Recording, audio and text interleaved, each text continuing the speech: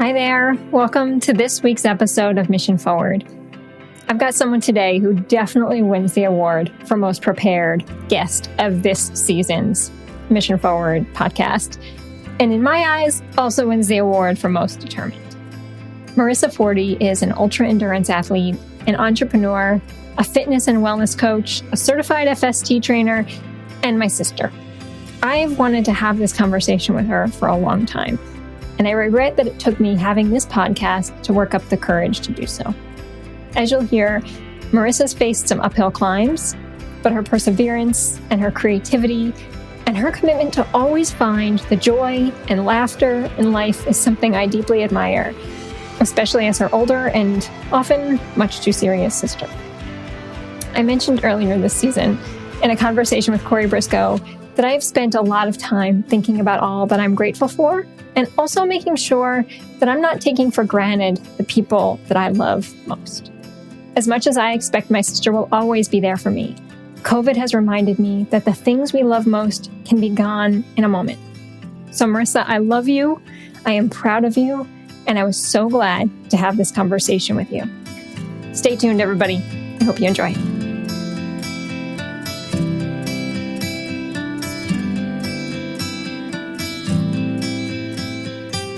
I start all of these shows the same way, beginning and the end, the opening and closing question. But the beginning one, I'm going to ask you the same thing that I ask everybody we've talked to this season of give us some context for where you are sitting. So where do we find you today? And what is one thing in your view that makes you happy? So right now I'm actually sitting on my kitchen table enjoying some peace and quiet because the kids are at school. And I'm actually just looking out the window enjoying some sunshine because we've had a lot of snow up here in New England. And it's nice to see some of it melting away and a little bit of our deck again. Just knowing that spring is coming. I've been super excited about this one, whether you've been excited or dreading it, I'm not sure, but I'm super excited about this one because as people will soon find out as they're listening in, you are my amazing sister. And I look up to you in so many ways. But you have had this amazing career of, you knew maybe not right away what you wanted to do, but like you ran after it as soon as you knew what you wanted to do. And now you're top of your field on so many things as it relates to what you've accomplished as an athlete and a business owner too. This season, we're talking about pressing forward in the face of obstacles. And so you have had many opportunities to show me how you press forward in spite of some pretty big obstacles that are thrown your way. And it's one of the reasons why I admire you most. And so I'm curious if first you could tell a little bit more about who you are and what you do, and then what drives you to take on these great physical challenges that you take on. Yeah, of course. So I actually, I started my undergrad going to school for communications, and I had to take a little break during college because I had to have some jaw surgeries. And during that time, I just, I had a lot of time to think. My jaw was wired shut for about 12 weeks. And in that time, I just realized that communications wasn't for me. It was a great field. I actually think I went into it because that's what you did. And you always seemed so happy and you loved it. And, you being my bigger sister, I always looked up to you as well.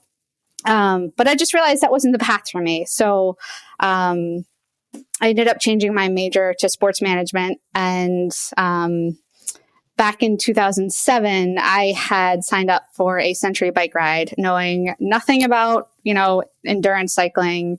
Our brother signed up for it. And I was like, I'm young, I can do this.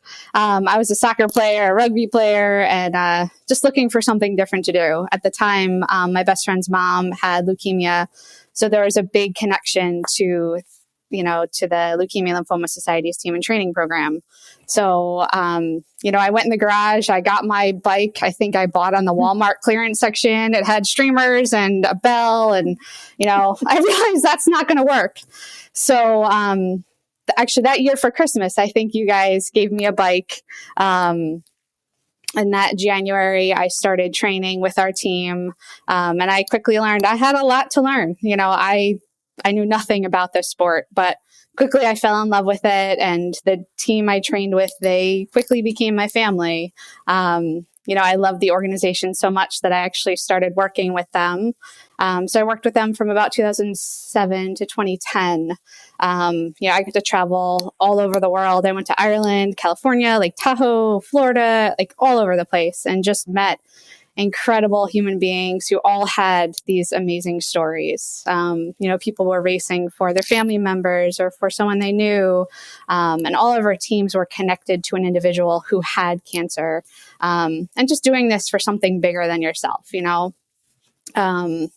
I think just working with these athletes, doing these events, you felt this connection to the athlete.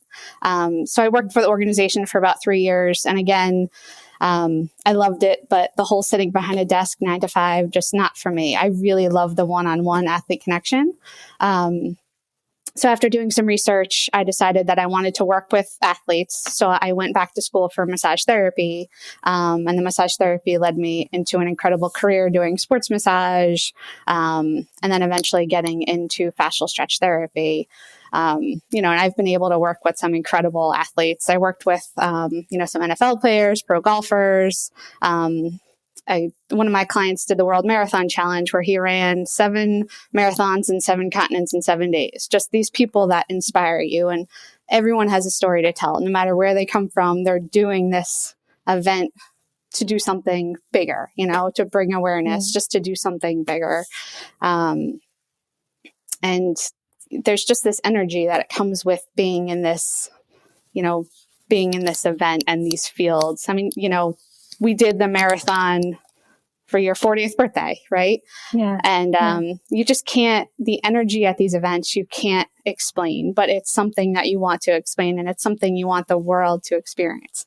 And not everyone has the desire to do a marathon or an event, but it's just this feeling that, people are together moving forward, working towards that finish line. And, it's just this thing that's always moved me, and I love it. And it's become a part of my life. It's, it's a slight addiction, but it's been really fun. And I think, you asked me about how do you press forward in tough times? And I always think back to the movie The Lion King, and there's the scene with Rafiki, and he is telling Simba to always remember who you are. At that moment, he's lost because he's lost his father. And when we were in high school, our jazz teacher always told us, right before competition, always remember who you are, because that's the most important thing. You're out there on this big football field about to perform, and the most important thing is to always remember who you are, So when I'm out there running a marathon, doing an Ironman, or just sitting on the sidelines, whatever you're doing, the thing I always tell myself is always remember who you are.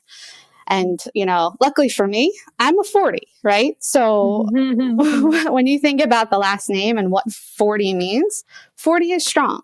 So, it's 4 words, but they are very powerful. Like, I am a 40, I am strong. And just whatever you're doing, just always remember who you are, because those words take you far, in times where you don't want to swim anymore, you don't want to move anymore. It's just, that's what propels you forward. Today's episode is brought to you by the daughter of this podcast host and Adventures in Kindness, a book for kids that includes 52 adventures for kids to create change and practice kindness. Learn more and get your copy at adventuresinkindness.com. Solid. Hey, Fox. Boom. Drop the mic. I'm hoping maybe you can tell that story about you doing your first Ironman. But before you do, I'm going to remind you, or maybe tell you for the first time, I remember waking up very early one morning to go make sure that I could get a spot in the Marine Corps Marathon, and thinking, this is the most ridiculous thing I have ever done. There's no way I can do it. But I remember clicking on that button being like, I can do this because Rissa believes in me. Like, I'm going to do this with her. We're going to do this together. And for me, that was a big accomplishment. And in your world, that's not so much of an accomplishment, because you've done a lot of those. But it's not only remembering who you are, but it's also remembering that people believe in you, and you believe in a lot of people. And I think that's helped people go a lot further than they think they can go. So yeah, I'll tell you about that story in a second, but going back to what you just said about having, that moment and pressing that button and just having the ability to press that button, that's the most courageous part. It's, getting to that moment of pushing the button and getting to the start line. That's the most important part, Bravery has a lot to do with it, right? Like being brave in those moments. It does. Yeah. So back to what you were saying about, when I told you about I was going to sign up for Ironman, again, not knowing anything about it. When I started doing endurance events, it was cycling. And I was a great cyclist. I was not a swimmer. I could run. But during the time that I had started signing up for it, I started going through some testing, my body was just failing me in weird ways. I was having crazy digestive issues and my muscles just felt like they were fatigued and all the time. So when I signed up for this event, I was young. I was like, I can get through it. Not a problem. So it was out in Idaho. Again, my brother and I were doing this. My brother, who's a lot older than me, he can do it. I can do it. Right. So, we get out to Coeur d'Alene, Idaho, and we get set up, we get prepared, we put our bikes down at transition the night before. The next day, we are pumped. I'm so excited. You train for a year for this. And we get out to the start. So I don't know, the Ironman is a 2.4 mile swim, 112 mile bike, and a 26.2 mile run. So, we get out to the lake. I get through, it's a 2-loop course. I get through the first loop, and I start the second loop, and my body is just starting to fail me. It's very cold, very choppy. My digestion was off. I didn't have anything to eat. My body didn't want to go. My mind wanted to go, but my body didn't want to go. So in my heart, I knew that, my race was over. So unfortunately, I got pulled from the water, and the lifeguard that pulled me out, he just looked at me and he said, you had struggle. You were struggling for the majority of the second course of this, but you just kept going. No matter what you did, you were on your back, you were on your side, you tried to go, but you wouldn't give up. And, he referred to me as a shark that day. And, this is back in 2010. It's now 2021. And those words just always stuck with me. That was a moment in my life that at the moment it felt like it was a failure, but I like to look at it as just a humbling opportunity to propel forward and use that moment to keep going. You need those failures I don't even like to think of it as a failure, but you need those setbacks to keep you going. They're exciting moments that have you work harder and learn more and just be better, Yeah. So, so that was back in 2010. And since then, I've learned how to fuel my body and stay healthy. And I've got 2 more under my belt and hopefully a few more. But now, once you kind of learn what to do, it just happens. And it's a lot of fun along the way. You help people train for these events all the time. And whether you want to talk about this now or we can talk about it later, we were talking a little bit earlier about motivation, like where you find your motivation, how you help other people find their motivation, because that's a really big part of it, right? Is making sure that you've got the motivation to keep pressing forward and to keep training and to keep your body and your mind strong. Motivation is different for everyone. There's a motivational speaker called Walter Bond. He was an NBA player, and he has a talk he does called the Shark Mindset. And he talks all about, his experience, but he really mentions a lot about how sharks need to keep swimming. They need to keep going forward, not backwards, or, they're not going to survive. And that's the biggest thing in this is you just need to keep going forward. No matter what you do, you just need to keep going forward. Yeah. All right. So we'll talk more about sharks in a little bit, because I know that's an important theme to where you are and what you're working on now. But you and we're both parents. We're both building businesses. We are both constantly coming up with new ideas and projects. It's like, what's the 20 ideas before breakfast that we will have today? Which I'm pretty sure we get that gene from mom. But in the chaos of all of this, in this world that we are living in, how do you keep yourself centered and how do you keep yourself focused on moving forward rather than thinking about what the next setback is going to be? So it's kind of crazy. I have ADD, and I always have these crazy thoughts and ideas that run through my mind. But I've come up with this approach that I call additional thoughts, and I use a 40 approach to to your everyday chaos. And basically this approach is what I use to maintain the mindset to go past that finish line. And again, I'm not talking about a finish line in a race. I'm just talking about the finish line towards every goal. If you're going to get up that morning and make breakfast, that's the finish line. Just get through breakfast and get on to the next thing. You didn't come this far just to stop at breakfast. You need to keep going, right? So the big 40 approach that I do, the first one that we always do, it's all about discovering your drive and finding what's moving you forward. And then the second one is not losing sight of your vision, because you really need to be able to see what you want to accomplish. And then you live dynamically. And the last one is just not quitting. You can be as tired and busy and have all of this chaos going on, but you just can't stop. You stop to take a breath, but don't think of it as a break. Just take a breath and just keep moving on. Mm-hmm.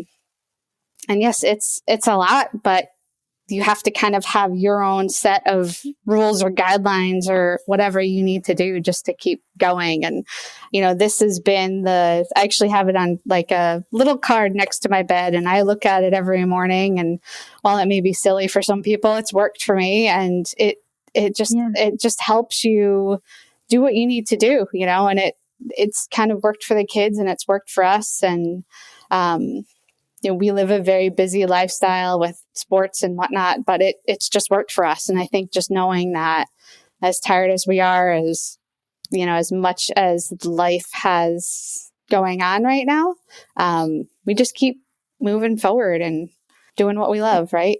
Right. This past year, if I think about the chaos of all of it, it's given us all of us, a lot of opportunities to think about how we do things and why we do things. And there have been a lot of good things that have come out of this crisis, right? There have been a lot of unexpected innovations that have come from the chaos of last year. And I'm curious if there are any particular innovations or even just ahas, right? In how you approach your day, how you approach your work, how you approach, the way that you live and operate every day, that you'd want to share. Sure. So, back in March when this pandemic hit, we were forced to just pause life as we knew it.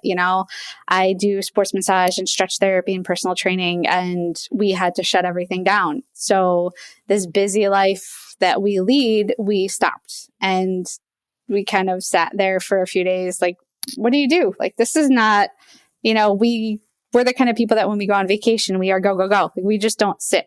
So you really had to stop and think about, what are we going to do? So we decided to kind of reinvent ourselves, and how can we take this time and do something productive with it and, inspire others and keep moving. And so actually one of my clients told me about the Dream Big Marathon. So Dave McGillivray, he is the race director for the Boston Marathon, and he wrote this book called Dream Big, where the story is all about him as a child being very close to his grandfather and, wanting to run. He was a very small boy, and he didn't really fit in. So he found running, and he wanted to run the marathon, and he tried the first time and he didn't succeed. So he tried again and he got through it. But after writing this book, his marathon was all about, being fit physically, mentally, and emotionally. So as part of this challenge, you have to run 26.2 miles, read 26 books, and do 26 acts of kindness. So for 26 days, me and the kids and Rod, we set out to achieve this. So, on all of our runs, we would go pick up trash or bring people's mail to their house or bring in their garbage, just something simple, but knowing that every run you're doing some act of kindness. And just getting together and reading with the kids, it was really it was an incredible experience. And, we don't get to spend, our society is so go, go, go. You just don't get to spend that time with each other. And I think it was powerful. We really grew as a family, and I really got to know my kids in a different way. And, it's crazy. They're young, they're 8 and 5, but I just never got to spend that time with them. And it was just amazing to get to know them differently and create this bond. And, here's Zoe, who at the time was 4, and she was in the stroller for half of it, but she loved it. She started running, and, it's now a year later and we are still running as often as we can. Sometimes it's just around the driveway or sometimes it's around the house, but we really try to get out and do things as a family. And whatever we do, it's about doing an act of kindness or just doing something to better ourselves and, better the environment, because that's what we need to do, After the girls and I heard that you were doing that, we set out on our own. And I can't say enough how much that had an impact on them and on me as being exactly what we needed in that moment. It was like the first few months we were all in quarantine. That was a chance every day for us to get outside and run that mile. And like you said, like process how virtual school was that day. Like it gave us a chance while we were running or biking or whatever we were doing to talk and to connect. And I underestimated how much of that connection happens in those moments, right? That we were running, we were active, but we were connecting in a way we needed to. And it was something that we just looked forward to every single day, We had like our daily schedule written on the wall because the kids were in virtual school, and, it didn't take that much time because the schools were still trying to figure this all out. So, our morning was like go out and run and then do school and then, our afternoon movie and popcorn. But, it was really the best time of the day. And, it just really made, it just opened your eyes to having something to do every day, connecting with the people around you that you love and doing, it's more than just getting out and moving. It's about doing something and inspiring others. Cause, like you said, you guys did it and we got other people in our community to do it. And, acts of kindness are contagious. And if you can do it, everyone else can do it. And it was awesome. Mom said recently, there's a lot of things that I think you and I and PJ, our brother, have done to make this time bearable and beautiful for our kids, right? It's a hard time to be a parent. It requires like every bit of creativity we can find. But that was certainly a really good example of that. It was, we almost came up with these 3 rules of every day you practice gratitude, you have a good attitude, and you just cherish the simple. If once the stores opened again, our big outing for the day was going to the dollar store, but they loved it. And it's, those simple little moments of not having any expectations, but you find such joy in it. And as a parent, it's incredible just, seeing the joy on their faces. And, but yeah, it was a fun time. All right. So we're going to go back to sharks because you're up to something now that has been an interesting evolution of your work. And I want you to talk more about it. Sure. So going back to 2010, that lovely day in Coeur d'Alene, Idaho, when, the guy said, "You're like a shark." Those words always stuck with me. And, when my son was born, he was instantly drawn to sharks. And sharks have always kind of been around us, and we've always learned about sharks. And I think, again, going back to the pandemic and running and seeing, what endurance is all about, it's always been part of our lives. But I just never really figured out how to connect all the parts. And, one day Ryan and I were talking and he's just like, I want to do something with sharks. Like, they're awesome. They always have to just keep moving and propelling, and their fins are awesome. And so we just brainstormed and we came up with this idea of building this brand called Endorphins, where it's, taking endurance and the shark fin and thinking about how you can take this brand to represent a movement, right? So endurance is about moving forward, and the shark needs its fin to stay afloat and to propel forward. So we've built this brand, which represents the movement that's going to empower you to create a change in the world. So we believe that we can create this community of, like-minded individuals who just believe you need to keep moving forward. If endurance isn't your thing, it doesn't matter. What can you do in your life that's going to keep you pressing forward, and it's going to keep making a change in the world? Because I think we're at this is a crazy time in the world right now. And I think kids just need to feel a connection to others, and they need opportunity to, have these life-changing moments where they can be together with a group and, just keep moving forward. We're all going to have setbacks, but it's about learning from those setbacks and just moving on from them, So like going back to that book by Dave McGilvery, there's a line where he was talking to his grandfather, where in the first time he ran, he failed. He didn't get through it. And his grandfather said to him, you're not a failure. This is the race where you discovered something. And he says, you discovered that big dreams don't just come true.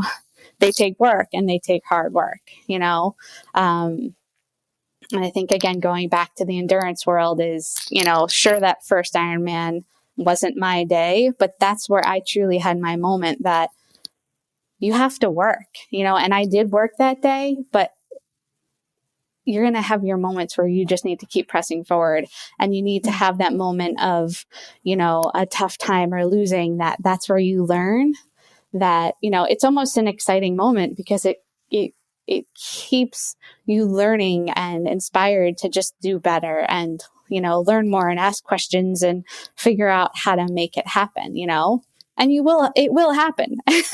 And that's what.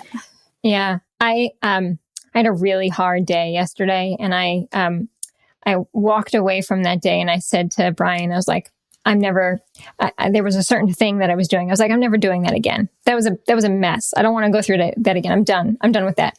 And I woke up this morning and I baked, because that's what I do. And I'm like totally stressed and I don't know what I do. I feel like I'm totally at a loss for where I'm going to go. And he came in and he's like, oh boy, like here we go again. But then he's like, you're not going to give up. You're going to just try again. He's like, great. You had a tough day. Like, big deal. Get back to it. Right. It's just, get back to it. Use it as a chance to learn and get better. And that's what it's all about. You just have to, it's crazy. There's a principle called the KISS principle, where you just have to keep it simple, silly, and things don't always go the way we want. And we just build up this whole thing around us. But why? Like, all you have to do is just learn from it and move on. And I know it's a hard thing for people, but like you said, you baked and you moved on and you were happy. So it's finding joy around what happened and moving forward, Yeah.